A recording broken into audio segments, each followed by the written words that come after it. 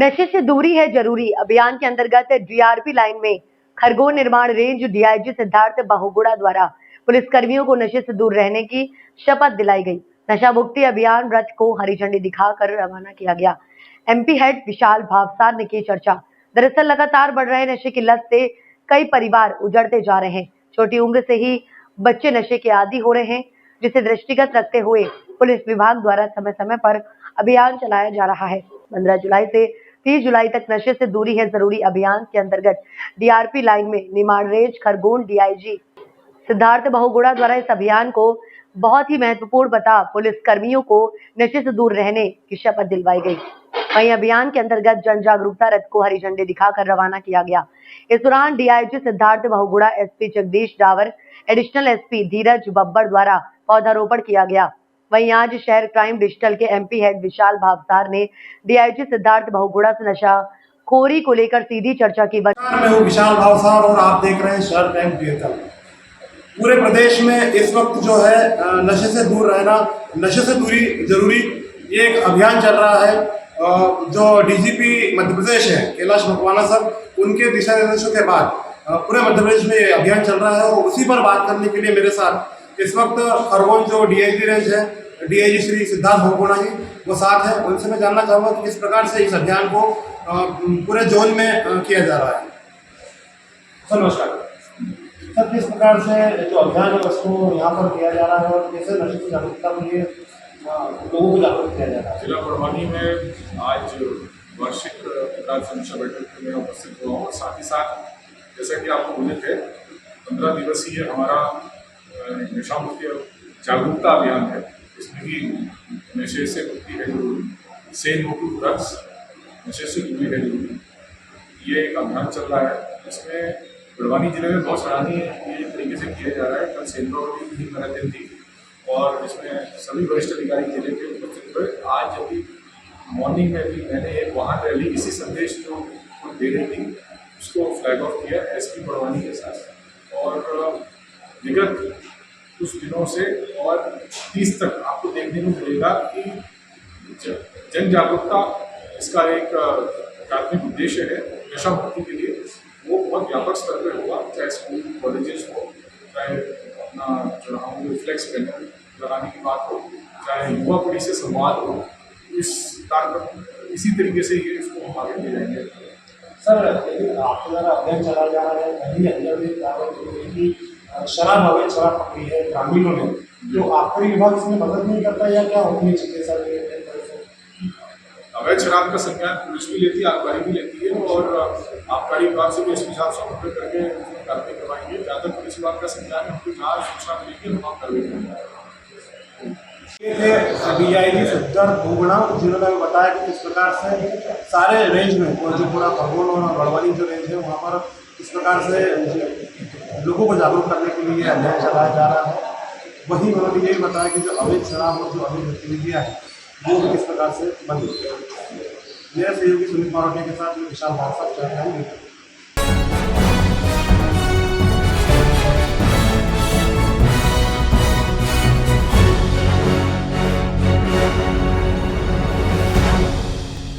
नागदा के समीपस्थ गांव भगतपुरी में रात्रि में हुकुम पिता भैरूलाल उम्र 35 वर्षीय की हत्या कर दी गई।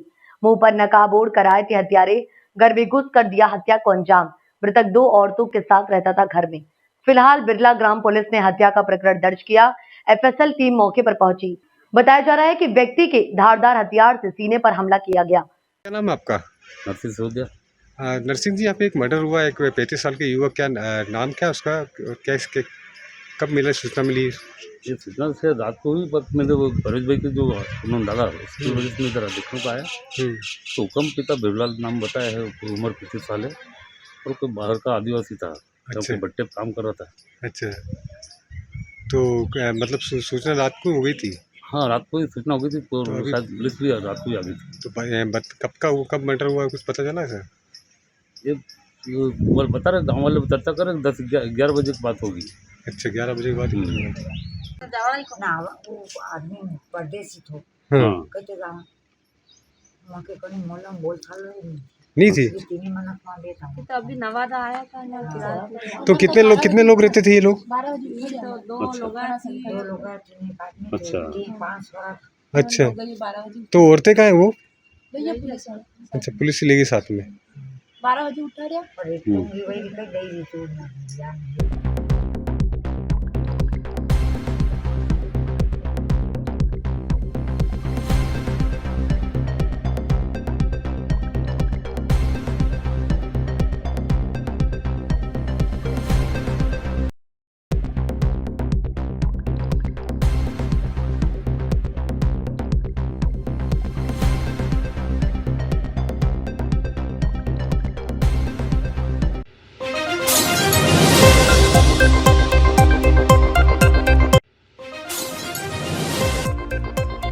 ओंकारेश्वर की शांत मानी जाने वाली नर्मदा इस बार 2 मासूम जिंदगियों को अपने साथ बहा ले गई।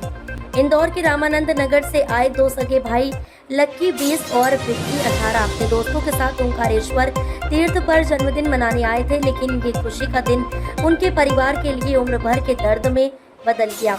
तेज बहाव बना जानलेवा। जन्मदिन की खुशियां मनाने के बाद युवक समूह नर्मदा कावेरी संगम घाट पर स्नान करने गया। बताया गया कि दोनों भाई तैराकी नहीं जानते थे। बहाव तेज था। विक्की अचानक गहरे पानी में डूब गया। लक्की ने भाई को बचाने की कोशिश की, लेकिन वो खुद भी नदी की तेज धार में समा गया। ये सब कुछ चंद पलों में हुआ और देखते ही देखते दोनों लापता हो गए। 42 घंटे चला रेस्क्यू ऑपरेशन। एक भाई शव 5 किलोमीटर, दूसरे का 50 किलोमीटर दूर मिला। घटना के बाद पुलिस, होमगार्ड्स व गोताखोरों की टीम लगातार रेस्क्यू में जुटी रही। तेज बहाव और मौसम की चुनौती के बावजूद 42 घंटे तक सर्च ऑपरेशन जारी रहा।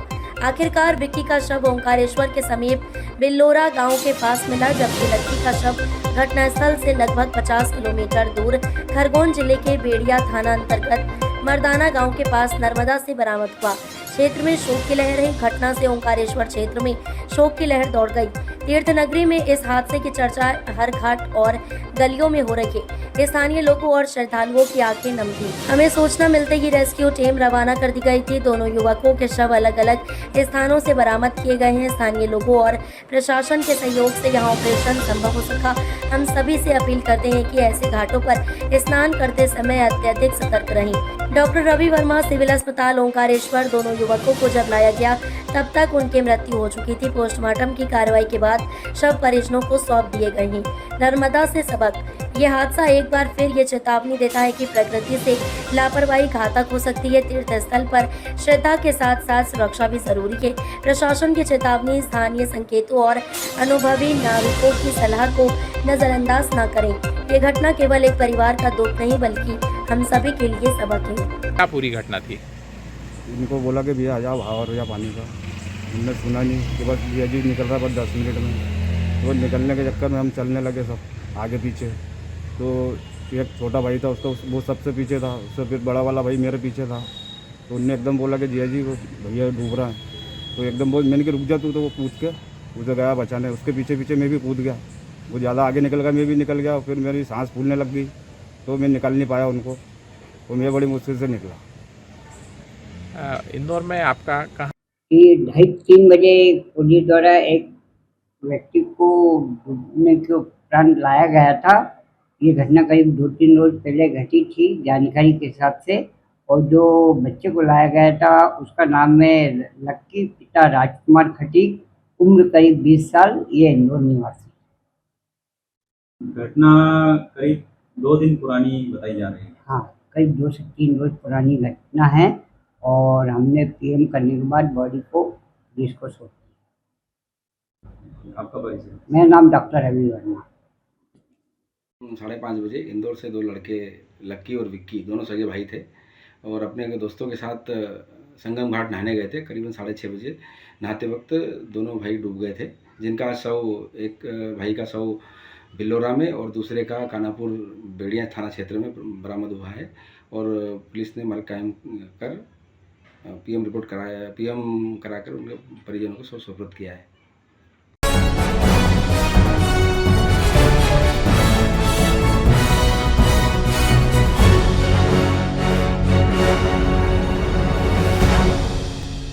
ओबरा थर्मल पावर प्लांट में सी प्रोजेक्ट का कार्य दुसार पावर इंडिया प्राइवेट लिमिटेड द्वारा कराया जा रहा है, परंतु निम्र फार्म के ठेकेदारों द्वारा जो कि दुसार पावर इंडिया प्राइवेट लिमिटेड में कॉन्ट्रैक्ट के आधार पर मजदूरों से कार्य करा रहे हैं, उनका लगभग 3 से 4 माह का भुगतान नहीं किया गया है, जिस संबंध में दिनांक 5 जुलाई 2025 को उप जिलाधिकारी के नेतृत्व में उत्पादन निगम के अधिकारियों, दुसान पावर के अधिकारियों एवं सभी फार्म के ठेकेदारों को बुलाकर वार्ता की गई, जिसमें मजदूरों के भुगतान को लेकर संबंधित अधिकारियों से कहा गया, जिसमें सभी की सहमति 1 सप्ताह के अंदर भुगतान करने की बनी, परंतु दिनांक 8/7/2025 को दुसान पावर द्वारा ठेकेदारों के माध्यम से सूचना प्राप्त हो रही है कि 25/7/2025 से पहले मजदूरों को भुगतान करने में असमर्थ हैं तथा वे तिथि भी निश्चित नहीं है। दिनांक 5/7/2025 को उप जिलाधिकारी द्वारा किए गए वार्ता का भी कोई निष्कर्ष नहीं निकला है एवं मजदूरों की स्थिति यथावत बनी है। संबंधित फॉर्म के अधिकारियों पर उचित कार्रवाई करते हुए मजदूरों का पूर्ण भुगतान कराने की कृपा करें। शिवदत्त दुबे ग्राम सेवा समिति के अध्यक्ष ने कहा कि मजदूरों का भुगतान जल्द से जल्द होना चाहिए। वहीं दूसरी ओर राजकुमार यादव अपना दल एस युवा मंच के जिला उपाध्यक्ष ने कहा कि अगर इस तरह की मनमानी होगी तो बड़े आंदोलन करने के लिए हम मजबूर होंगे। नहीं, अगर जो काम नहीं करेगा तो उसका सैलरी नहीं दिया जाएगा।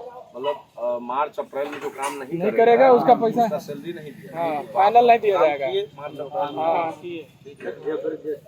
मार्च अप्रैल काम किए और आज ये जुलाई चल रहा है। मार्च अप्रैल मई जून 4 महीना बीत गया, लेकिन मार्च और अप्रैल का पेमेंट नहीं मिला। और 23 सितंबर 2023 से ईपीएफ आपके खाते में ट्रांसफर नहीं हुआ। मार्च में ही वो नोटिस पे कभी वो विदेश चिपकाया था, जबकि हमको जब जनवरी में चिपकाना चाहिए था वो मार्च में चिपकाया। नोटिस पे भी नहीं दे रहा है, हमसे पता है। नोटिस क्या, नोटिस पे भी यही होता है ना, जैसे मतलब नोटिस पे जैसे मान लीजिए आप किसी को निकालना है तो 1 महीना पहले आप नोटिस देंगे, तब उसके बाद आप अभी निकालते हैं तो आपको 1 महीने का आपको नोटिस पे देना पड़ेगा। वो हम लोग से दुसान काम कराई 2 महीना, तो ये लोग उसी में मतलब नोटिस को उसी में कर दिए कि नहीं हम नोटिस पे नहीं देंगे, काम कराएं।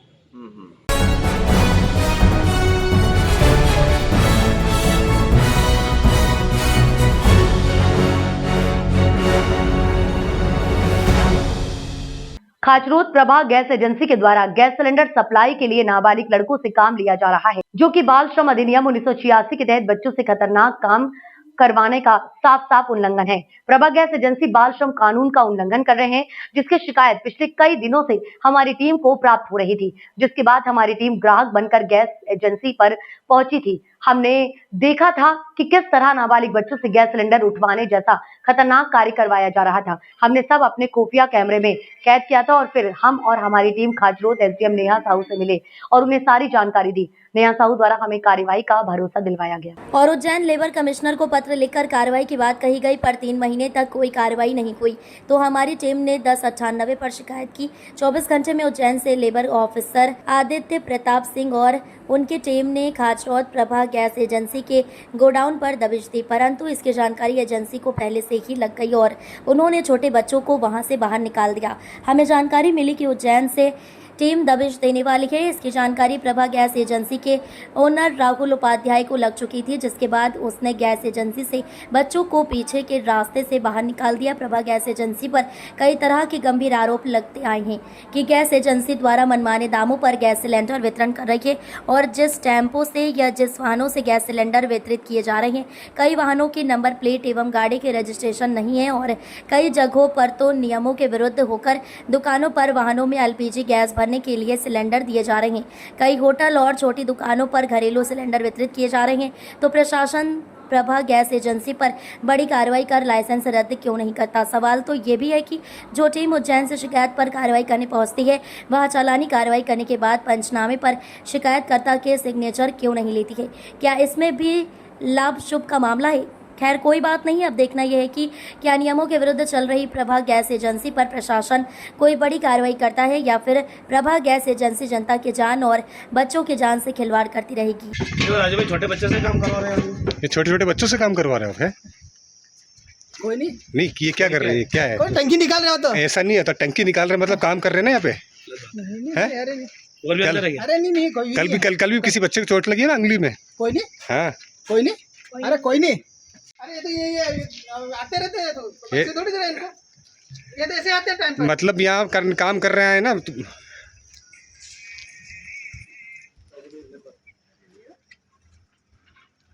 क्या नाम बेटा तुम्हारा? क्या नाम है? आहिद। क्या करने आए थे यहाँ पे?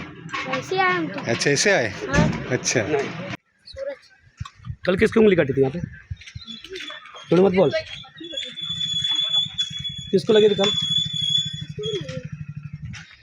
कौन है यहाँ काम पे? आप आ रहे थे जिनके बयान लिए गए हैं और उनमें बाल श्रम अधिनियम के अंतर्गत धारा 12 की सूचना प्रदर्शित नहीं की गई थी, उसका प्रकरण दर्ज किया गया है। चलिए धन्यवाद सर। था तो इसकी सूचना भी हमने मतलब हमारे मीडिया के माध्यम से एसडीएम को भी दी गई थी और ऊपर भी जो जिला कलेक्टर तक पहुंचाई गई थी, तो उसके आधार पर भी कार्रवाई की है। उसी के आधार पर आज दिनांक को कार्रवाई हुई थी, जैसा कि मैंने आपको पूर्व में बताया। चलिए धन्यवाद। मैडम एक बार मैडम खाचरोद की एक प्रतिभा गैस एजेंसी का मामला आया था, जिसमें नाबालिग बच्चों से जो है काम करवाया जा रहा था और कुछ बिंदु ऐसे भी थे जो मतलब होटलों पे जो घरेलू गैस का उपयोग किया जा रहा था और जो गैस सिलेंडर में जो है अधिक जो पैसा लेके जो है मतलब बेच रहे हैं, तो उसका क्या मामला है सर मैडम? इसके संबंध में अभी हमको एक जनसंघ में शिकायत प्राप्त हुई है, तो उसमें टीम गठित करके हम शीघ्र ही अग्रिम 2-3 दिवस में हम लोग इसमें कार्रवाई करेंगे, जांच करेंगे। और एक बार जो श्रम विभाग के जो हमको एक जानकारी मिली है जिसमें कार्य करवाए जा रहे, तो उसमें हमने श्रम विभाग को सूचित किया गया है, उनके द्वारा उसमें जांच की जाएगी और तदनुसार कार्रवाई की जाएगी।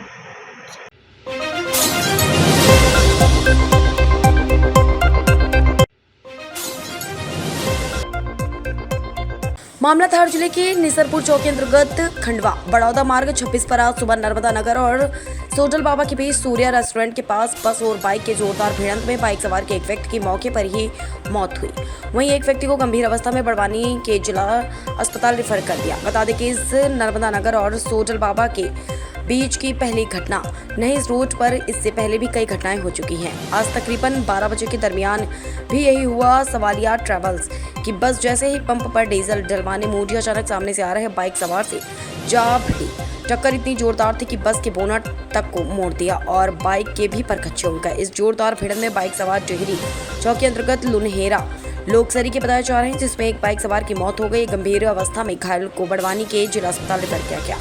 इधर पुलिस को सूचना मिलने पर पुलिस भी मौके पर पहुंची। ब्यूरो रिपोर्ट आशुतोष सेन था।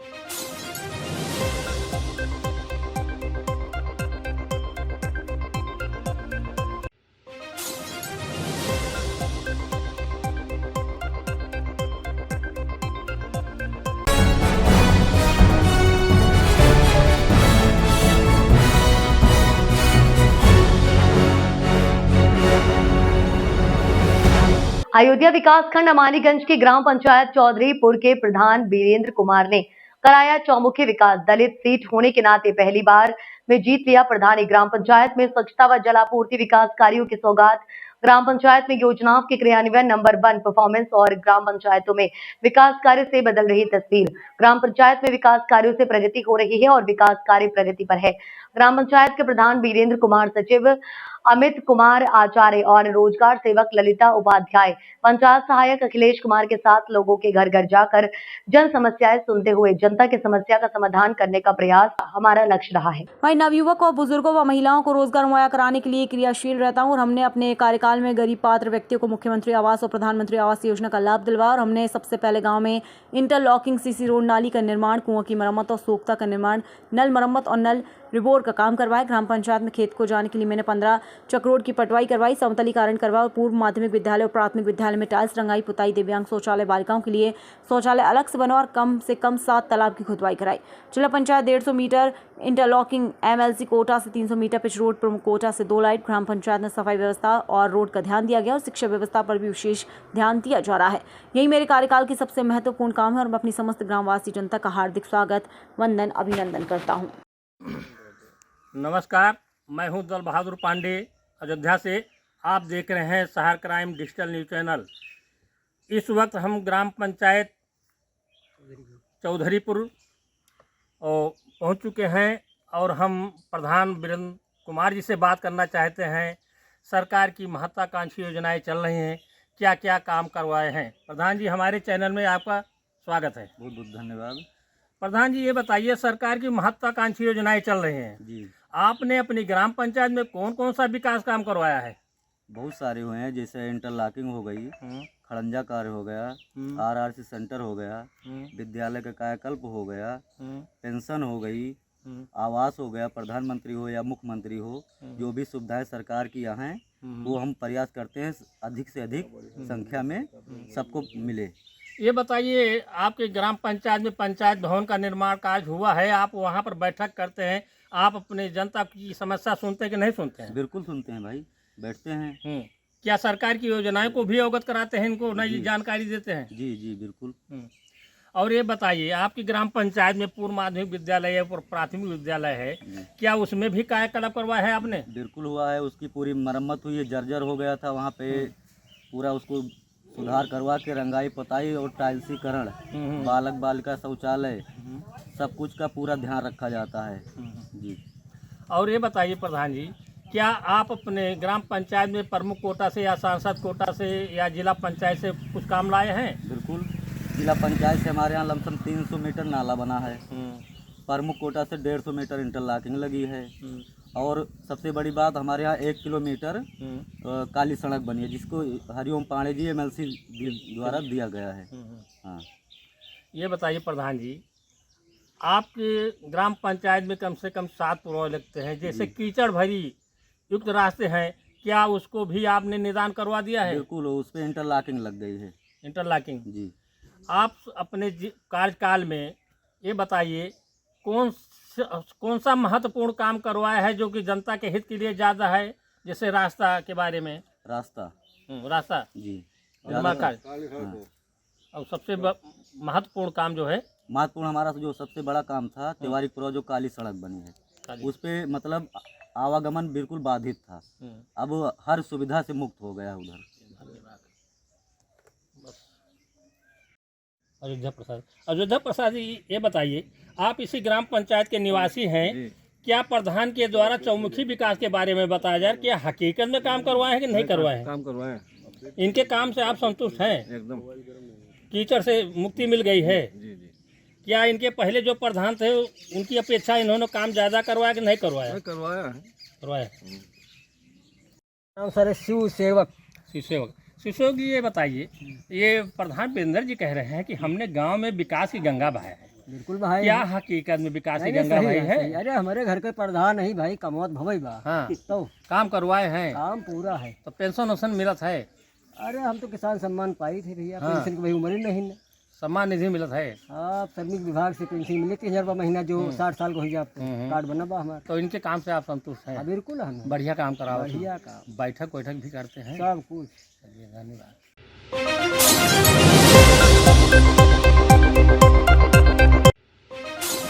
खाली रुपयों को लेकर परेशान करने का आरोप लगाया। व्यापारी ने कहा कि समय से पैसा चुकाने के बाद भी अधिक ब्याज की मांग कर प्रताड़ित किया जा रहा है। इंदौर के कपड़ा व्यापारी महेंद्र ज्वाला पत्नी और बच्चों से बाजार जाने का केकर निकला था। इसके बाद जिला अस्पताल पहुंचा या डॉक्टर को बताया कि उसने जहर खा लिया है। इलाज के दौरान उसकी हालत बिगड़ी, उसे MI अस्पताल रेफर किया गया, जहाँ उसकी मौत हो गई। MI अस्पताल से चंदन नगर पुलिस को सूचना मिली, जिसके बाद पुलिस ने शव को पोस्टमार्टम के लिए मर्चुरी में भिजवा दिया। वहीं पुलिस वीडियो के आधार पर मामले की जाँच में जुट गई है। लड़की को आत्महत्या करने की विचार है नहीं है, बाकी क्या करो, मेरी मजबूरी है, कारण आत्महत्या करना पड़ रही है मेरे को। हेमंत वर्मा, दूसरे आलोक जैन, तीसरा जीतू चावला। जीतू चावला की सेटिंग है पूनम कुशवाहा करके, तो मेरी परेशान कर रही है मेरे को। और ये सब 4-5 लोग हैं टोटल मिला के, अरविंद परमार, वो जैन साहब, ये जैन कमल जैन करके 5 जनों को पेमेंट देना है मेरे को। मैंने 8 महीने की समय ली थी इनसे, बाकी उसके बाद भी 8 महीने पहले ही बहुत परेशान कर रहे हैं मेरे को। बहुत ज़्यादा परेशान हो गया, मैं आत्महत्या कर रहा हूँ, सल्फास खा के मरने जा रहा हूँ इन लोगों के चक्कर में। मेरे घर वालों को परेशान करेंगे, मेरे मरने के बाद भी आपको प्रशासन को साथ देना पड़ेगा।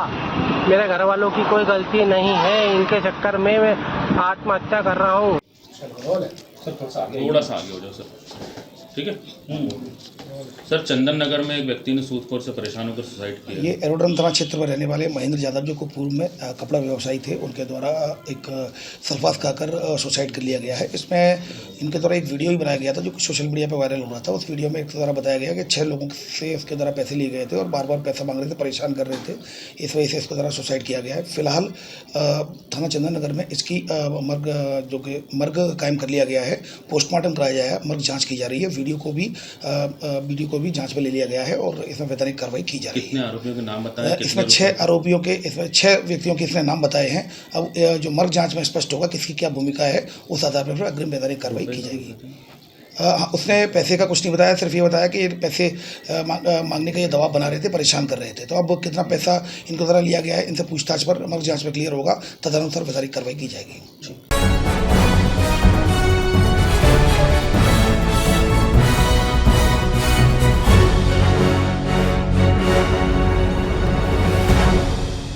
धार जिले के सेमालदा से ग्राम छोटा बड़दा जो कि बड़वानी जिले को जोड़ने के लिए नवीन पुल का निर्माण नर्मदा नदी पर किया जा रहा है, जिसके 11 पिलर बनकर तैयार हो चुके हैं।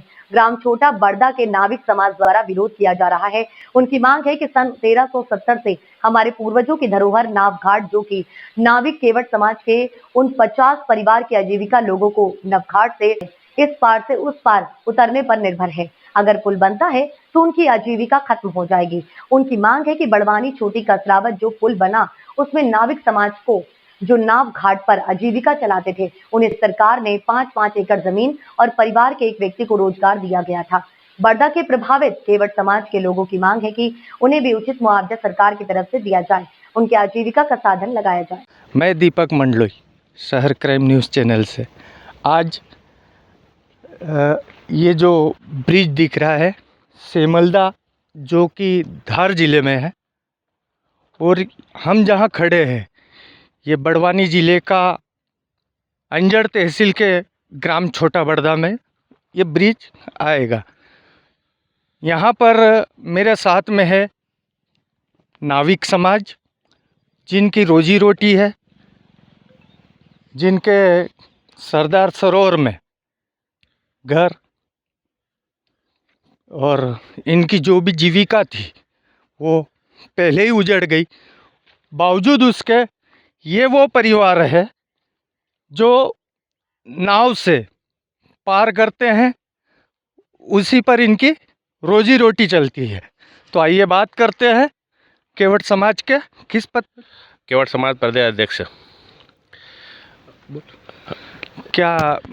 क्या समस्या है? समस्या यही है कि हम नाव चलाते हैं, नाव का व्यापार करते हैं, सवारी इस पार से उस पार करते हैं। पुल बनने से हमारा पूरा रोजगार ख़त्म हो जाएगा। और ऐसे भी सरदार सरोवर पानी घुसने से पूरा घर वगैरह सब डूब गए थे। और इसमें अभी पहले तो सरदार सरोवर ने मार दिया, अब ये नर्मदा नदी का पुल बन रहा है, इससे और ज़्यादा मर जाएंगे। पूरे 49 परिवार है, पूरे बेघर हो रहे हैं। कुछ मतलब कमाने के लिए कुछ साधन ही है, कहीं नहीं है। हमारी खेती है, यही है, और यही खेती से हम काम करते हैं। अच्छा, तो अभी आपकी क्या मांग है? हमारी मांग सरकार से यही है कि जो हमको रोज़गार चाहिए, जो हम इससे रोज़गार से बेरोजगार हो रहे हैं तो उसको रोज़गार दिए।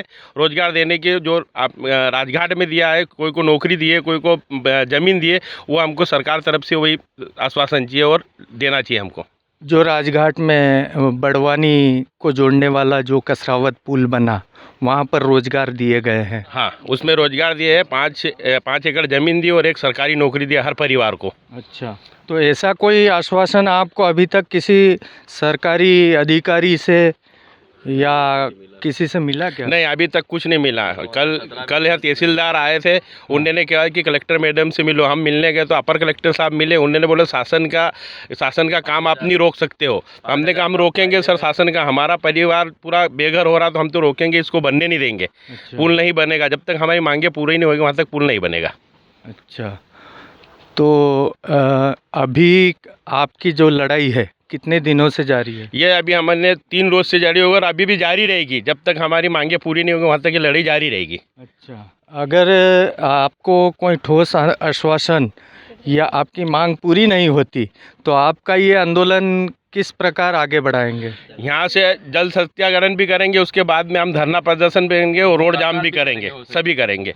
और यहाँ पे रहेंगे और पूरा सत्याग्रहण करेंगे, पूरे परिवार के साथ में नर्मदा में यही सत्याग्रहण करेंगे। अच्छा, और ये और हमारे बंधु है, क्या नाम है आपका? नरेंद्र केवट। हाँ, तो क्या ये कहाँ से लोग हैं और कितने गांव है, क्या है इसमें? तो अभी तो फिलहाल बड़दा के ही है, लेकिन क्या छत्तीस घाट की पूरी सनत है, उसमें जो जितने भी घाट लिखे हुए हैं उस सबको हमने सूचित करा है, तो सब आ रहे हैं। अभी तो मेकल केवट कल्याण महासंघ के भूतपूर्व अध्यक्ष थे श्याम जी केवट से आपसे बात करी जी। और जैसा भी आगे उचित कदम है उस हिसाब से हम रखते जाएंगे। अब तो ये जो मतलब सनद जो जिसके आप बात कर रहे हो, तो आपको ये नाव घाट का अधिकार कब से है? ये पीढ़ी से चली है। हमारे दादाजी का नाव चलाने का काम करते थे, पापा ने करा, हम भी कर रहे हैं और हमारे बाद संतान भी करेगी। नहीं तो अभी राजा अकबर के ज़माने से। हाँ, तो सन वगैरह कुछ 1370 की है। अच्छा, आपके पास वो राजा महाराजा के ज़माने की वो लिखा पढ़ी भी हाँ है ना, दिखाई थी आप? है हमारे पास। अच्छा, प्रूफ में। और अभी 17 में जन सुनवाई में आवेदन दिया था, उसका प्रूफ भी है अपने पास। एसडीएम कार्यालय में दिया, वो भी है। तहसीलदार मैडम को दिया, वो भी है। अच्छा, यहाँ तो ठीक है, दो मतलब हमारे क्या ये ब्रिज के बीच में 2 जिले आते हैं, अपना धार प्लस बड़वानी, तो 2 ही जगह जितने भी अधिकारी है सबको दे चुके हैं हम।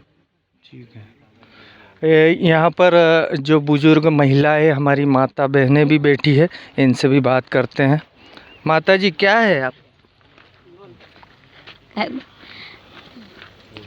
बोला है नहीं बेटा? हाँ बोलो जो। हाँ, हमारा भाई ये मांग से बच्चा बचने के फूल बनी रहो, हमको कहीं भी चाहिए तो दो हैं, कहीं 60 कहीं 5 एकड़ जगह भी दो, बच्चा ने की नौकरी भी लगा हुई है, तो हमारा घाट मतलब सब जाही रोजी रोटी है हमारी। माता जी आप? हाँ, हमारी यार रोजी रोटी है भाई साहब, हमारी यार रोजी रोटी है। तो सब छोड़ा ना कि सरकारी नौकरी लगाओ और 5 एकड़ ज़मीन भी दो, और सरकारी नौकरी और 5 एकड़ ज़मीन तुम फूल बनाओ, मना नहीं करता, पर हमारी पहले मांग करो, उसके बाद में तुम्हारा फूल चलो है, पहले हमारी मांग करो। हम क्या कराएंगे? बोल कोई माई को बोला। हमारी यही मांग है कि हमारी जीविका ख़त्म हो रही, हमारे बच्चे उनका भविष्य बिगड़ रहा, तो हमारी यही मांग है कि पहले हमारी मांग पूरी करे, उसके बाद में उनका कहीं भी काम चालू करे। तो ये थे केवट समाज के पीड़ित लोग जो अपना दर्द यहाँ बयां कर रहे हैं। पीढ़ी दर पीढ़ी से इनकी आजीविका चलती आ रही है, इनके आगे इनके बच्चों का भविष्य खतरे में नज़र आता है। मैं दीपक मंडलोई, कैमरामैन मेरे सहयोगी साथी संदीप पाटीदार के साथ आपका फिर से धन्यवाद करता हूँ। शासन के नियम के अंतर्गत आते हैं वो भी सर, हम हमारे कहने का मतलब यही है सर, जो भी सूची में हो, वो प्रावधान में हो, वो हमें भी नहीं। हाँ, शासन के जो भी शासन के नियम में जो भी आते हैं, रोके ऐसा हमारी मनोकामना नहीं है। मैं आपकी बात समझ गया, आप काम नहीं रोकना चाहते, रोकने से क्या मतलब ही ना सर। हाँ, इससे देखो आपके रोकने से यह बंद तो नहीं होगा। आप अपनी मांगे लेके जाएंगे, हम भी शासन को भेजेंगे कि आपकी मांगे क्या है। पूर्व में भी राजघाट में ब्रिज बना, वहाँ 64 में बना सर वो तो उन्होंने क्या था, हमारे केवट परिवार के जितने भी सदस्य थे उनको जो अनपढ़ है उनको 5 एकड़ जमीन की पात्रता दी, प्लस जो पढ़े लिखे थे उनको नौकरी दी। और आज की स्थिति में भी कर रहे हैं नौकरी, आज भी सर नौकरी बढ़वाने हमारे यहाँ पे क्या जो भी शासन स्तर के नियम होंगे उस नियम के तहत आपको सुविधा हमारे मिल सकती है, जो नियम होगा होगा तो मिलेगा, वही नहीं होगा तो नहीं मिलेगा। ये इस ब्रिज से वो रोकने का कोई ताल्लुकात नहीं है। रोकने से मतलब आपसे हमारे हाथ जोड़ के नहीं सर, आप भी अपनी मांगे लीजिए। क्या है, हमारे ये EPC कॉन्ट्रैक्ट है, हम एक दिन भी अगर इसको रोकते तो इसके कॉन्ट्रैक्ट का जो अमाउंट होता है हमको इनको पे करना रहता है विथ ब्याज सहित। हम आपको ये निवेदन करना चाहेंगे, आप अपने जायज़ रखें। हम जो भी शासन स्तर पे जो भी नियम होगा वो उस नियम के तहत आपको पात्र करेंगे। अभी तक तो ऐसा ही चलता है। SDM कार्यालय में गए, उन्होंने कहा आपने SDM साहब से भी चर्चा हुई, वो भी बोल रहे हैं होता है तो जरूर देंगे ना आपको, आपके नियम में होगा तो जरूर मिलेगा। एक बार में सोच रही है तो हम कलेक्टर साहब को आपने सूचित कर दिया, ADM साहब को सूचित कर दिया, तहसीलदार महोदय को सूचित कर दिया, यहाँ तक ग्राम पंचायत को सूचित कर दिया, सबको कर दिया सर हमने। मतलब हमें तो अभी मतलब लिखित में पुख्ता जवाब अभी तक नहीं मिला कि आपके साथ ऐसा ऐसा ये प्रावधान है कि ये आपको बजट है कि इतना आपको मिलेगा। किसी ने कोई वो अपने को आश्वासन नहीं दिया। यहाँ तक कि सर अभी ये 2025 तो ठीक है सर, 2017 में भी हमने जन सुनवाई में लगाया है, उसकी प्राप्ति है। देखो ये फोटोकॉपी सब नहीं आश्वासन हमारा मेरा ओनली ब्रिज का काम है, तो मैं आपसे निवेदन करूंगा वो चाहे जो भी गवर्नमेंट आए, गवर्नमेंट बात करे जो राज्य स्तरीय पे कि जैसे काम रुकता है तो आपके ऊपर ब्याज का या जो भी फाइन लगेगी वो इशू बता रहे हो, लेकिन ये लोगों पीढ़म पीढ़ी से यहाँ रह रहे हैं और पिछले समय में सरदार सरोवर की डूब में इन लोगों ने गवर्नमेंट पर विश्वास करके अपने भरे पूरे गांव को छोड़ के रिहेबिलिटेशन के नाम पे यहाँ से उठ गए और वादा हुआ था इसी सरकार ने, कोई सरकार भी चेंज नहीं हुई थी, यही सरकार थी। इसी सरकार ने ये कहा था कि भैया आप आपका पंजीयन करवा लो, आवेदन करवा लो और अपने मकान का सर्वे करवा के सरदार सरोवर आपको 5,80,000 की प्रावधान मिल जाएगी। और आपके कहने पर ये फिर से अगर एक बार इनके जो भी मौलिक अधिकार है उनको छोड़कर अगर निर्माण कार्य चालू कर देते हो आप और इनका कोई लाभ नहीं मिलेगा तो फिर ये लोग उस स्थिति में कहाँ जाएंगे। तकरीबन 20 रोज या 1 महीने का काम बचा है कि इसके ऊपर से आवागमन चालू हो जाएगा। नहीं होगा, अगर नहीं होता है होता है बाकी है आप अगर नहीं होता है तो भी इन लोगों का क्या होगा। अभी तो दिखने में दिख रहा है सर, वो ठीक है वो आपके पूरा एक ही आवेदन और ये हमारी पूरी पुरानी सनद है। अच्छा कई सन को भैया बता, एक सन से 1370 का है सर। और ये मतलब जब राजा के ज़माने में उनका जो भी सैनिक थे या फिर माल लाने ले जाने का जो भी मटेरियल उतारने करने का था वो हमारे जो 6 पूरज जो थे इतना 6 के नाम पर दर्शाया हुआ है। लोग मांग रहे हो शासन स्तर पर जो भी योजना होगी आपको कलेक्टर साहब जो भी वो करेंगे। कल तहसीलदार साहब भी आए हमारे पास, साहब के विजिट से तहसीलदार साहब कलेक्टर साहब जो भी अब कल हमारे जो काम थोड़ा सा ना रुके, हम लोग काम अगर चालू हो जाएगा साइन है सर ये 17 का। अब ग्राम पंचायत से सेमलदा का भी हमारे यहाँ आपके लिए कोई प्रावधान नहीं होता है, शासन स्तर पे ही होगा। हाँ शासन को दे रहा है सर, हम लोग सब टोटल जो डॉक्यूमेंट है सब शासन को दे रहे सर। ये 25 का है सर। जी बिल्कुल टोटल कलेक्टर महोदय को दिया सर अपन ने, ADM साहब को दिया, बाहर भी दिया है ये ADM महोदय मनावर। मतलब आश्वासन कोई नहीं दे रहा सर कलेक्टर महोदय धार। तो मेरा ये निवेदन है कि हमारा अभी क्या फ्लड नहीं आया हुआ है, हमें 10 से 15 दिन हमारा मकसद नहीं है सर कि हम आपके कार्य को विघ्न डालें। आपसे हमारे हाथ जोड़ के विनती है कि मतलब काम मत रोको, आप शांतिपूर्वक, मैंने सुना भी है आप अच्छे से वो कर रहे हैं। ये सर 1370 की सनद है सर, 1370 से हमारे पूर्वज काम कर रहे हैं। लड़ाई लड़ने का अधिकार क्षेत्र है, आर पार उतारने का। कोई भी हमारे जो ऐसा नहीं कि तो सर लड़ेंगे और जो हमारी मांग है वो पूरी आपको करना पड़ेगा। नहीं मैं कौन होता हूँ, मैं एक छोटा सा ब्रिज बनाने वाले हम लोग। आप मुझे कागज दे दीजिए, हम फॉरवर्ड कर दीजिए, हमें भी दे दीजिए, कोई दिक्कत नहीं। हम आपके हितैषी है, आपको जो भी नियम कानून का आपके मार्गदर्शन में थोड़ा कुछ का मतलब जो भी रोजी रोटी का सवाल है सर, इसके बाद हमारे बच्चे कहीं नहीं करते। ये बात बोल रहे हैं हमको कि एक रोज का हमको तलाश होता है, घर हो रही है, हमारी भी तो जा ही रही है। यहाँ सब पर डे की इनकम आ रही है सर, ऐसा नहीं है सर कि हफ्ते में आ रही कि महीने में आ रही, पर डे की मॉर्निंग हुआ कि पेमेंट आने लग जाता है। अभी क्या है, उधर पाइप रख दिए, इधर से माल डालोगे, गाड़ियाँ वाले ट्रांसपोर्ट चालू हो जाएंगे यहाँ। ये कमलेश भाई को पूछो, ये देखो पूरा वाटर लेवल डाइवर्ट हो गया सर इधर, वो बैक फ्लो इतना आ गया कि जिसका हिसाब में पूरी बोटें बह गई इधर, 4 बोटें, एक को तो उससे अपने हाइडा से उठा के उधर करी, 2 बोट उनको निकाली उधर, आप ही के कर्मचारी ने हाइडा से उठा के उधर करी। आप मुझे लेटर दे दीजिए अपन